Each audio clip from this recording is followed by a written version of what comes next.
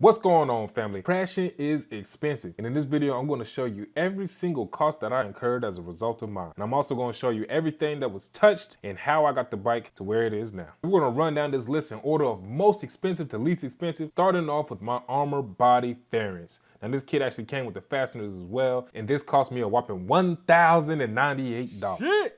Up next, at a cost of $240, we got the subframe and tray. If you did not know, my CBR is a 2009, but I have the 2013 to current body style on here. The subframes are compatible between the two, but the battery tray is different. That's important if you want to do this conversion. If you'll notice here, at the rear is wider, so the 09 fairings that I had would not have fit over this battery tray. With the race bodywork that I have, I need to keep this tail light in here, or else I'll just have a big gaping hole. So that's the difference as well. If you're going to do this conversion, you'll need that battery tray as well as the tail light. The next most expensive part was the vinyl wrap. This cost me $206 for a whole lot of man hours. It looked clean though. My GB case cover, $189.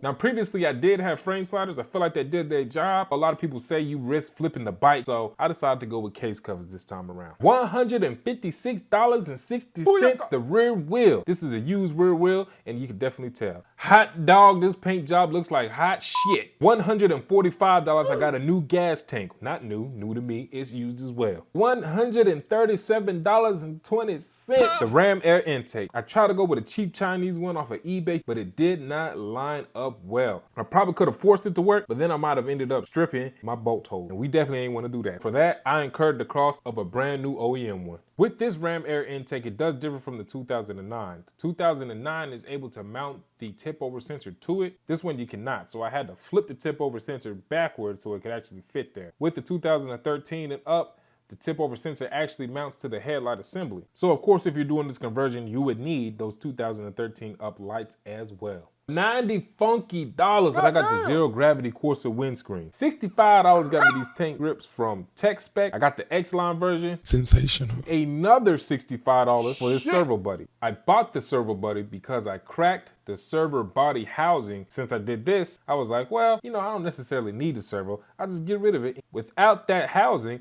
I'd have a gaping hole anyways in the battery tray. So now I bought the part in the servo body for no reason, when I could have just kept running the servo for now, and I could have saved $65.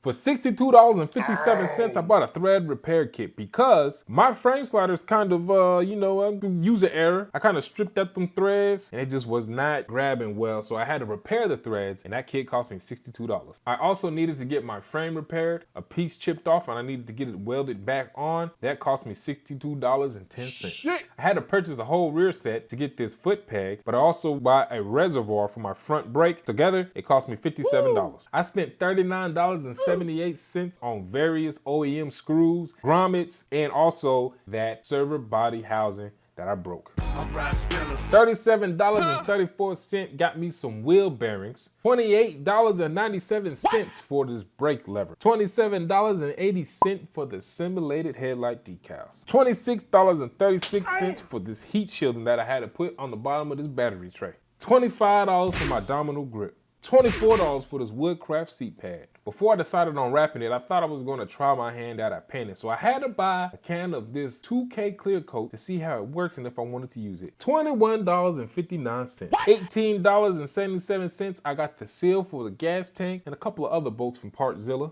$17.92 on primer and paint when I did my testing. Also needed an axle slider replacement, $15. Brake fluid, $6.58. One fairing stay, $6.30. So I actually only bought one fairing stay because I wasn't sure if I needed it. Their part numbers are very similar. So actually, one of the fairing stays is for the 2013 and up. See this other one over here, I just had to move it a little bit to get it to work with the fairings. You don't need to use this fairing stay, and I ended up using it for my safety wiring. Coming in at $1.36, the least amount of money I spent on this was a little bit of tubing for my gas tank, bringing the grand total to $2,870.24.